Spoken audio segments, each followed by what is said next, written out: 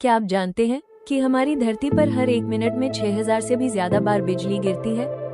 हाँ, सिर्फ एक मिनट में। ये बिजली तब बनती है जब तूफानी बादलों में जमा हुआ चार्ज इतना ताकतवर हो जाता है कि वो रोशनी की रफ्तार से जमीन की तरफ फट पड़ता है। और गर्मी, एक बिजली की चमक 30,000 डिग्री सेल्सियस तक पहुंच सकती है, यानी सूरज की सतह से 5 गुना ज्यादा गर्म। खासकर मानसून में अकेले भारत में ही हर साल लाखों बार बिजली गिरती है।